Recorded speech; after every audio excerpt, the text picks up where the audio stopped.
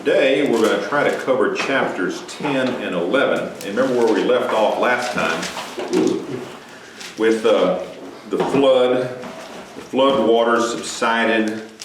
Noah and his family left the ark. Noah built an altar to the Lord, gave thanks. Beginning of chapter 9 says, "And God blessed Noah and his sons and said to them, be fruitful and multiply and fill the earth." So the first command that was given by God to Noah and his sons when they departed from the ark is basically, scatter. Go fill the earth, multiply, be fruitful. Then we read what happened at the very end. Old Noah, as soon as the water subsided, he plants a garden, decides he's going to grow some grapes. He grew some grapes. What am I going to do with the grapes? Made him a big old bottle of wine, drank it, and got drunk, passed out. He was somehow or another violated or made fun of by his sons. And so at the end, it says, when Noah awoke from his wine, he knew what the youngest son had done to him. So he said, "Cursed be Canaan." Now Canaan, of course, was his grandson. Canaan was the son of Ham. Canaan, of course, was the father of the Canaanites.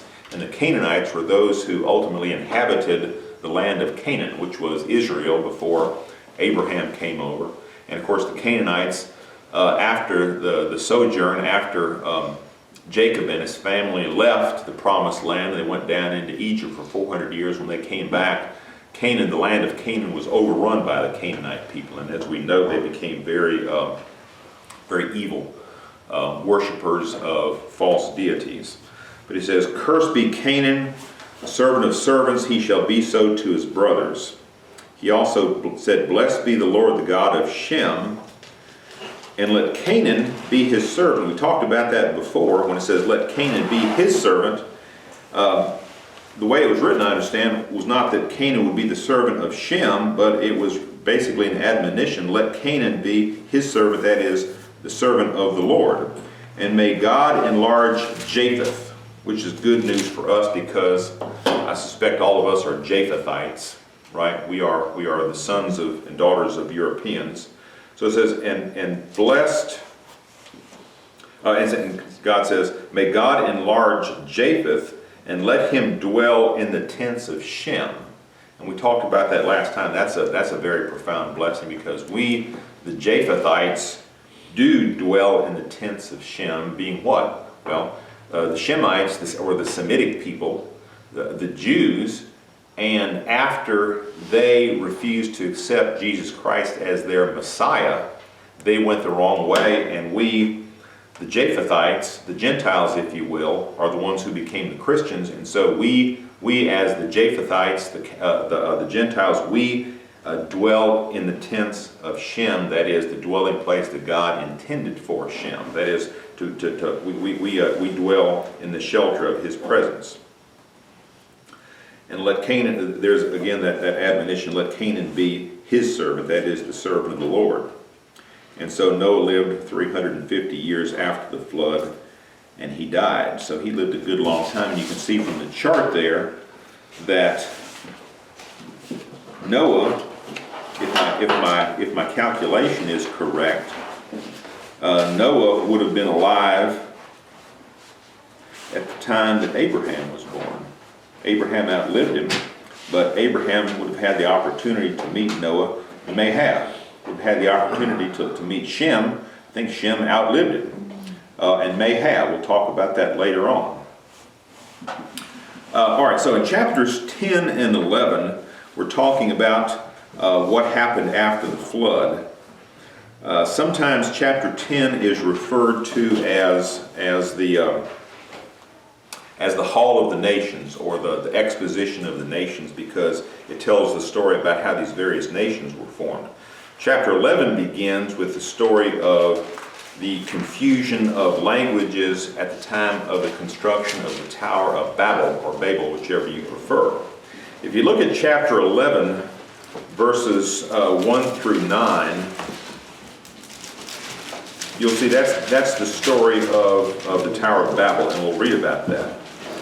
But there are those who say, and I tend to believe, that chronologically The first 9 verses of chapter 11 occur prior to chapter 10. And we're going to read chapter 10, and I'll submit to you that there are a couple of clues in chapter 10 that tell you that those first 9 verses of chapter 11 come before it.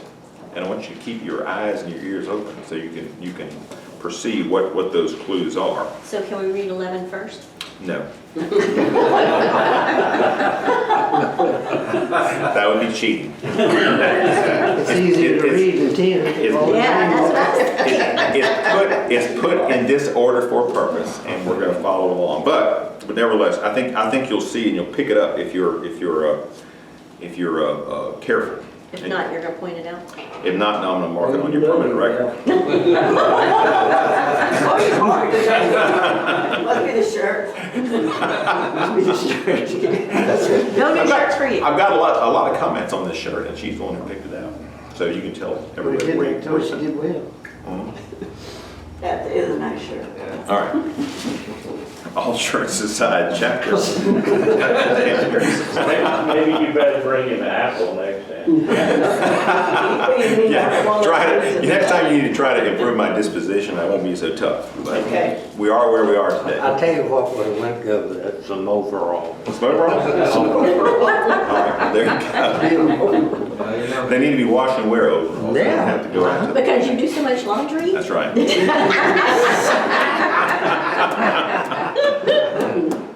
Okay, order in the court. All right. Chapter 10. Why don't we start? Tommy, you want to read and start in chapter 10? Yeah, if I can get this thing to get back over there. All right.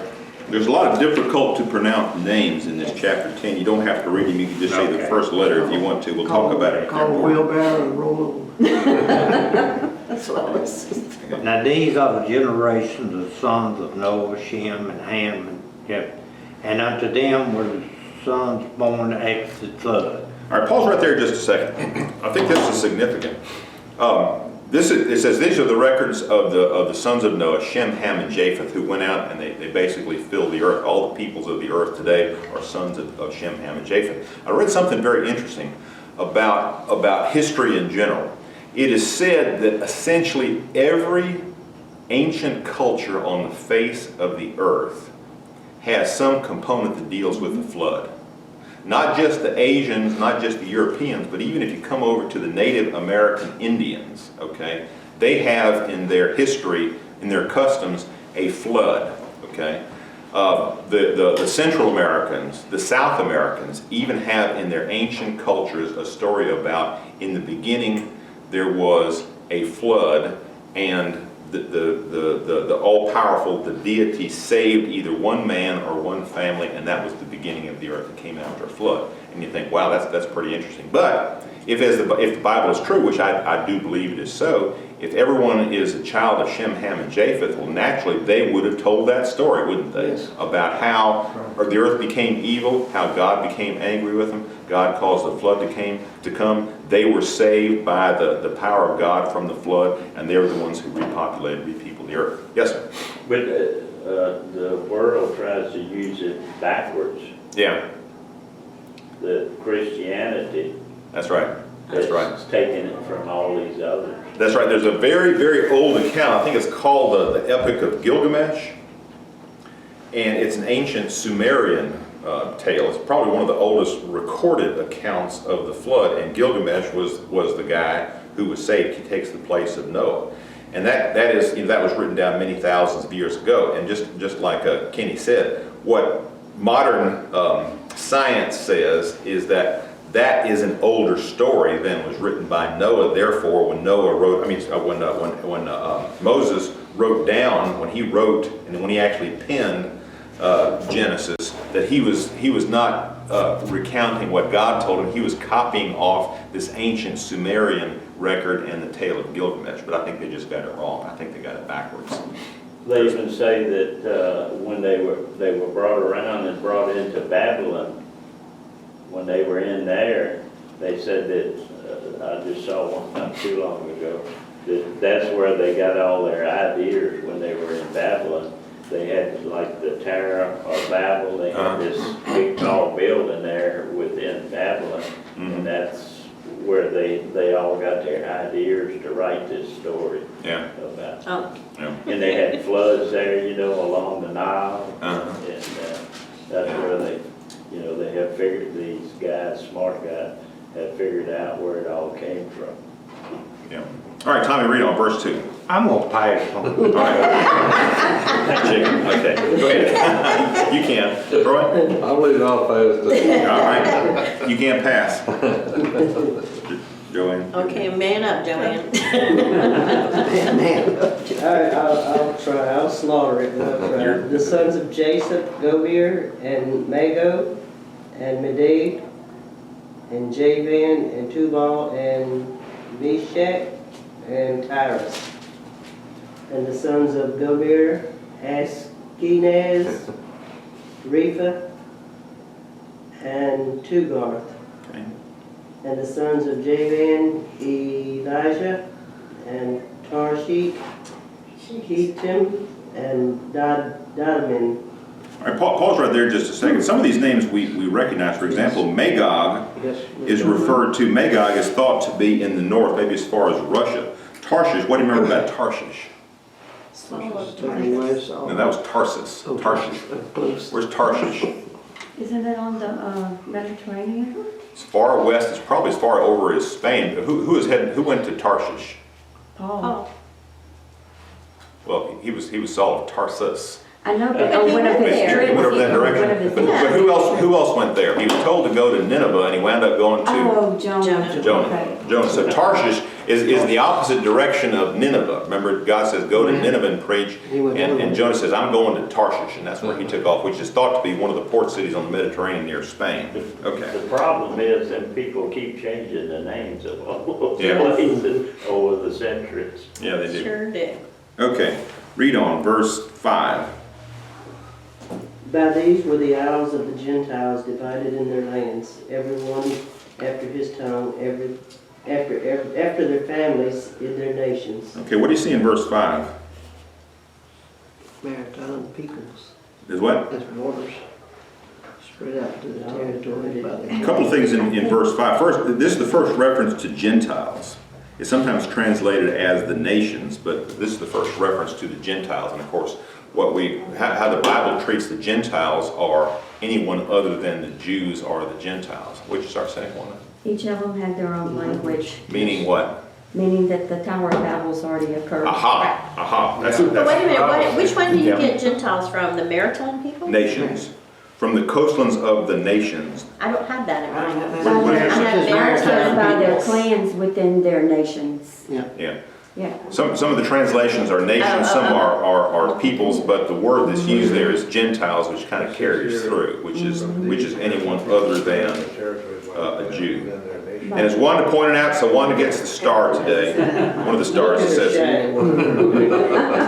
I got a question. yes, sir. The latter part of chapter, verse 5, and everyone after his tongue, after their family, in their nation. Yeah. What are they saying there? What they're saying was, as Wanda said, because they're dividing up according to their language. They became nations because of their languages. And so by that we see that this occurs after the Tower of Babel. Because before the Tower of Babel, everybody was considered to be one nation and they had one tongue, okay? They weren't separated. And the great separation occurs.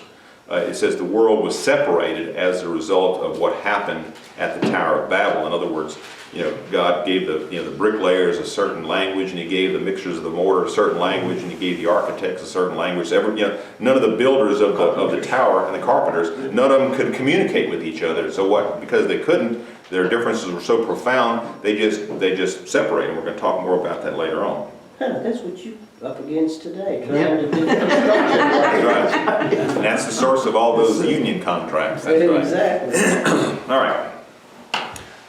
Verse 6. Ken, you want to read? I'll Come on, that's an easy one, go ahead. Yeah, it was easy. read it, Ren. I'd do good to see it. Okay. Sarah? Ren's gonna read it. Okay. 6, okay. Six. The sons of Ham, Cush, Merizam, Put, and Canaan. The sons of Cush, Zebu, Havilah, Sabath, Ramah, and Tekai.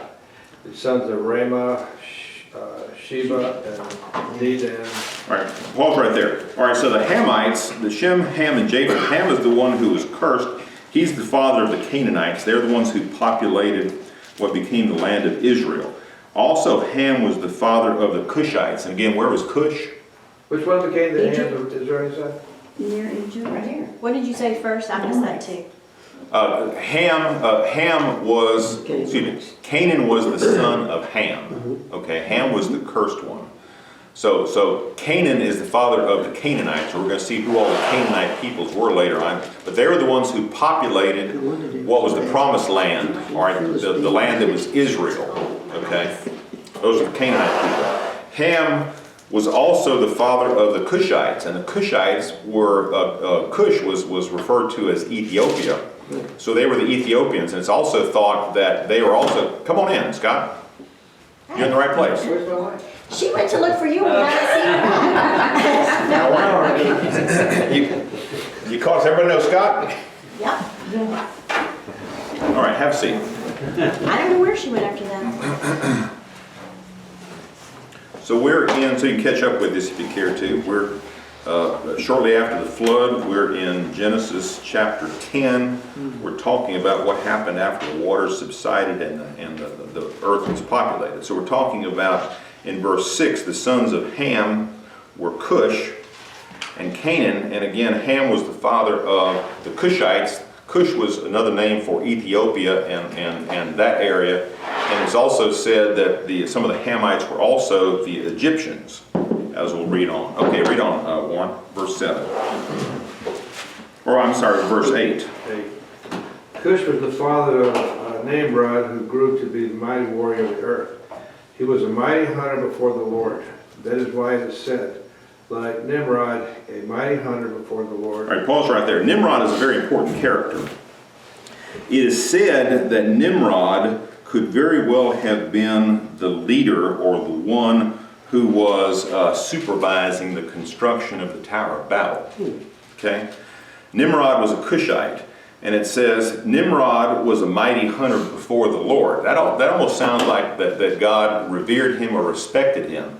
But I understand from the original writing that and as we see from what happened at Babel, that when it says that he was a mighty hunter before the Lord, that in fact he was putting himself above the Lord. And so he was not going the way of the Lord. So the writing there, if you perceive it to be something that's an accolade or something positive about Nimrod, I think the writing suggests otherwise. And if you believe that Nimrod was the instigator behind the Tower of Babel, we're going to see what his error was. He was impressed with his work. Yeah, he was impressed with his own self. A legend in his own mind. A legend in his own mind, that's right. There we go. So you think he thought he was above the Lord? Mm-hmm. Yeah. He was a mighty. In fact, they say the reference to him as being a hunter. Some ancient traditions say that what he was hunting were the people who were followers of the Lord, with the idea of bringing them to extinction. Good Lord. And there's some support for that too. Okay, verse 10. Keep on reading. All right. The first sinners of his kingdom were Babylon, Erech, Akkad, and Calneh in Shinar. The land of Shinar or Shinar, we'll see that's where the Tower of Babel was built. So I don't have a map up here, but you know where Babylon is. It's over east of Canaan, the land of Canaan, east of Israel. And so we see here that Babylon is a very ancient city, and we're going to read more about it. But this is the founding. Babylon on the plains of Shinar was founded by this guy Nimrod. And one of the things that you'll remember if you think about Babylon is that Babylon is really one of the two major cities of the earth. It is said that one of the major cities of the earth is Jerusalem, and the other, its opposite, is Babylon. And we know that Babylon is even mentioned in the book of Revelation. Now, is it mentioned in a positive context or a negative context? Negative. Very negative. Babylon is always negative, and we're going to see that it's sort of the polar opposite of Babylon. And we're going to see later on as we read through chapter 10 what Babylon represented from the very beginning and what it continues to represent even at the end times when Christ returns. Trouble always comes from the north. That's Where right. they were. North. Degradation. Degradation. Okay, 11? 11, yes, sir. From that land, he went to Syria, where he built Nineveh, Nineveh, another Nineveh. very ancient city. Go ahead. Rehoboth, Ir, Kala, and Rezin, which is between Nineveh and Kala, and that is the great city. Mizraim, the father of Ludites, Ammonites, Lebaonites, Napoleonites, Parasites, excuse me. Pathorites, Shelishites, from whom the Philistines came. Okay, highlight that too in verse 14. The Philistines, who were always a thorn in the side of Israel, particularly at the time of David, as we know, they're part of that particular bloodline. Okay, who wants to read next? Terry, you want to pick up at verse 15? Canaan was the father of Sidon, his firstborn, and the Hittites, Jebusites, Amorites, Gershurites, Hivites, Arkites, Shinites, Arvadites, Z and H. All of those guys. Yeah. Back up just a second. If you look in verse 16, the Jebusites, okay, we know that the Jebusites populated the land of Canaan. In fact, Jerusalem was a Jebusite stronghold that was taken over by David. That's one of his great conquests. He came in and he snuck in through the tunnel and he took over Jerusalem, which again was controlled by the Jebusites. We also know that the Hivites are quite frequently mentioned, as are some of these other ites, the Amorites, of course, and the Girgashites too. And they were all around the land of Canaan. Verse 19, read on, Terry.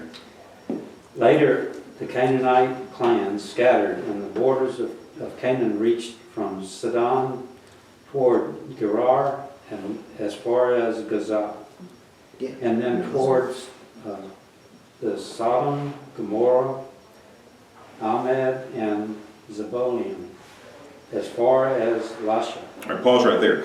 You recognize a few names there, right? Gaza, that's the Gaza Strip still exists today in southwest Israel, and that's still a Palestinian stronghold there. That's where the Philistines were at the time of David. And that's, again, one of the great Palestinian strongholds today, to this very day. And of course, we know Sodom and Gomorrah. We don't know exactly where they were, of course, because they were destroyed, but it's believed by many that Sodom and Gomorrah were like on the southeast side of the Dead Sea. They were on the opposite side, opposite of Jerusalem. And we're going to see later on as we get into Lot's offspring that his two sons, who were also his grandsons, were Ammon and Moab. And those, in that particular area, Ammon is like to the due east of the Dead Sea, and then directly below that on the southeast side is the area of the Moabites, or the land of Moab. So it's thought because Lot fled from Sodom and Gomorrah that that's probably where those particular areas were. So is that another clue? Later, the Canaanite clans scattered? You can take that as a clue. Okay. Okay. Verse 20. These are the sons of Ham by their clans and languages in their territories and nations. Okay, there's your other clue, by their languages. Okay. Juan, do you want to pick up there? Sons were also born to Shem, whose older brother was Japheth. Shem was the ancestor of all the sons of Eber. The sons of Shem, Elam, Asher, Arphaxad, Lud, and Aram. The sons of Aram, Uz, Hul, Gether, and Meshach. Arab was the father of Shelah, and Shelah the father of Eber. Now pause right there just a second. Of course, we know that Shem is the father of the Shemites, or the Semitic people. He would have been the progenitor of Abraham. All right, so read on. Verse 25. 2 sons were born to Eber. One was called Peleg, because in his time the earth was divided. His brother was named Joktan. All right, pause right there. One was named Peleg, for in his days the earth was divided. What is that? Is that another clue? I think so. It is another clue. I think that the reference there, for in his days the earth was divided, that is the division that took place with the confusion of languages, because that was the beginning of the spreading out of the different nations, if you will. So that's another clue. I think that's the final clue, except for the reference to language in verse 31, that chapters 11, verses 1 through 9, that chronologically would have preceded what we have in this section of chapter 10 that we're reading. Okay, read on. Joktan was the father of Almodad, and a bunch of hard names to say. All these were sons of Joktan.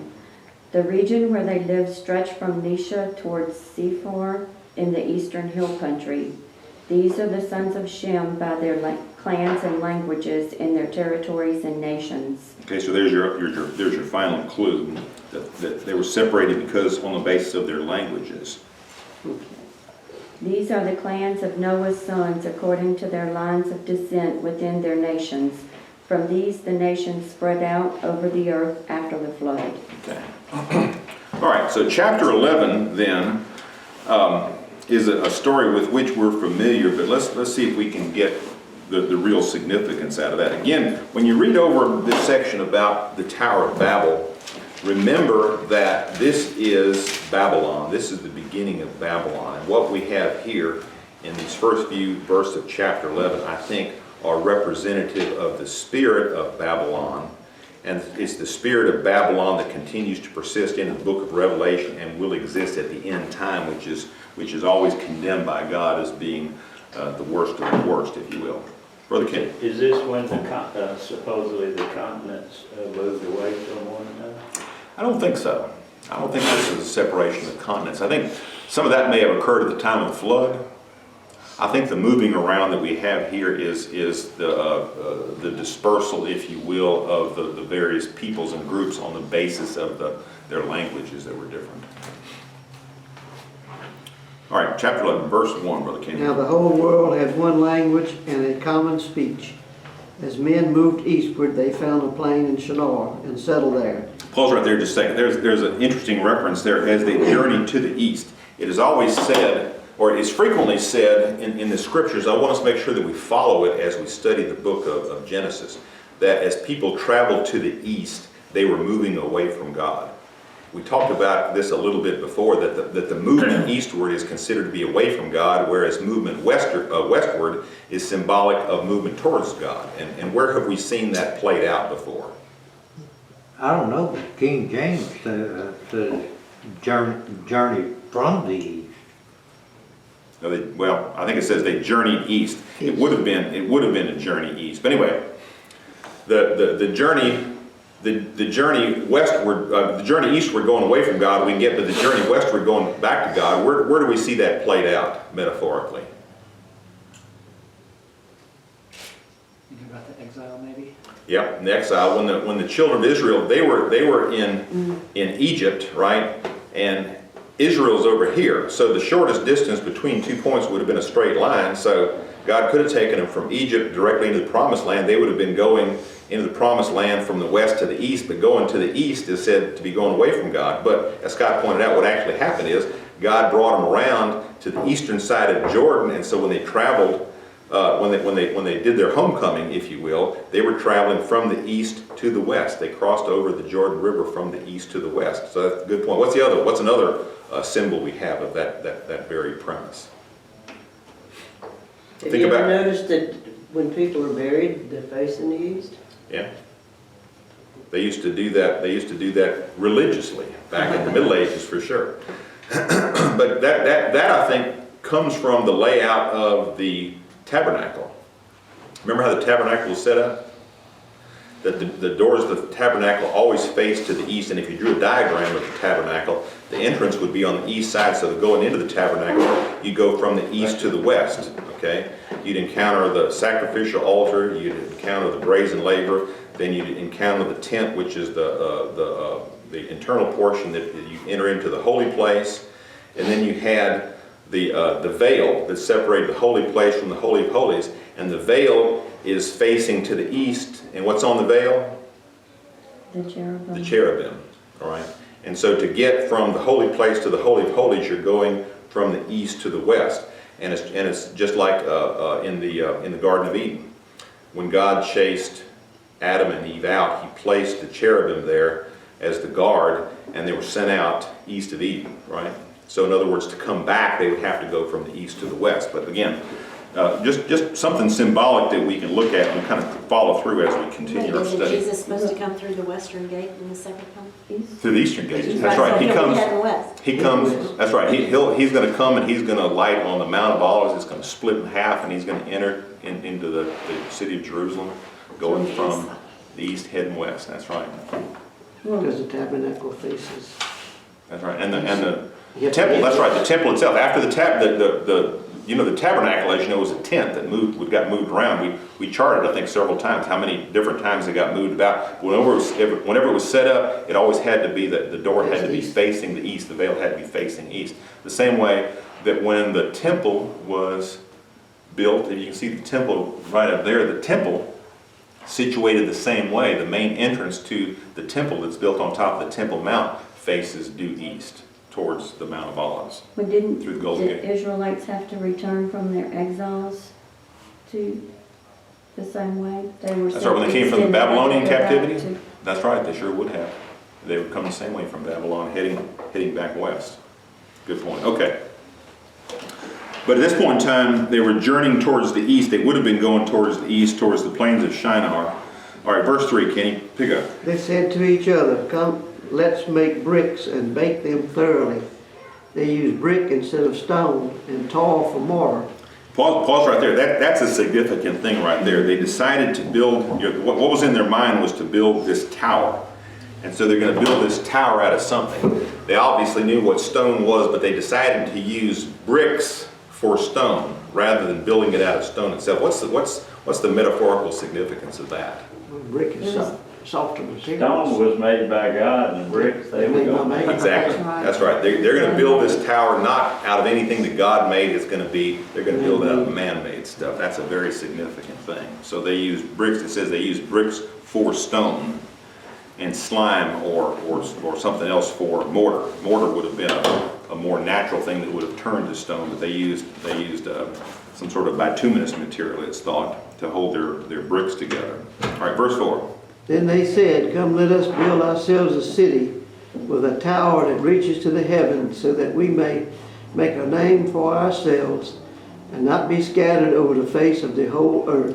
Pause right there. Verse 4 is really the key to the evil that is Babylon, isn't it?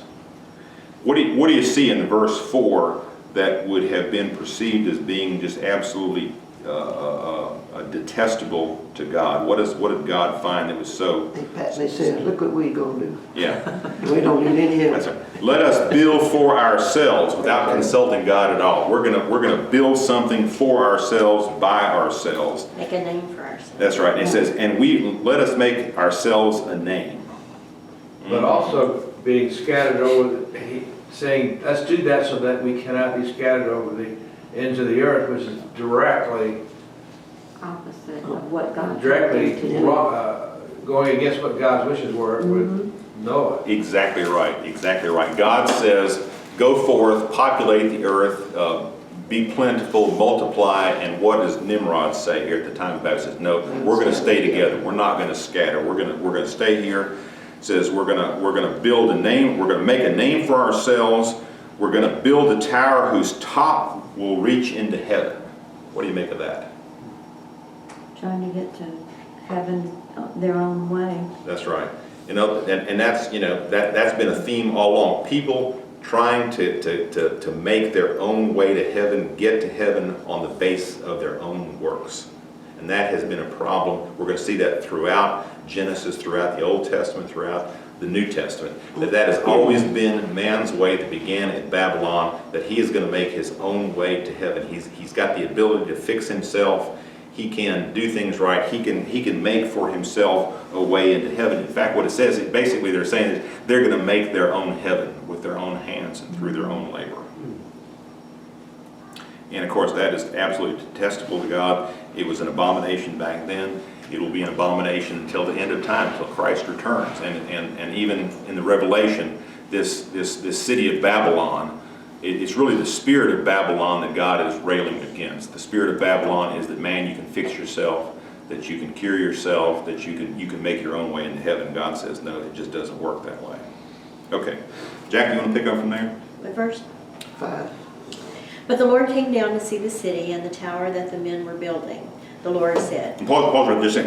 It's very interesting here, and it's almost said sarcastically that the people here of Babylon, they're trying to find their way to God. And then verse 5 says, and the Lord came down. He came way down because he's always has been way above them, right? But he's going to come down and see what's going on because he's higher than they are. Go ahead. The Lord said, if as one people speaking the same language they have begun to do this, then nothing they plan to do will be impossible for them. Come, let us go down and confuse their language so they will not be able to understand each other.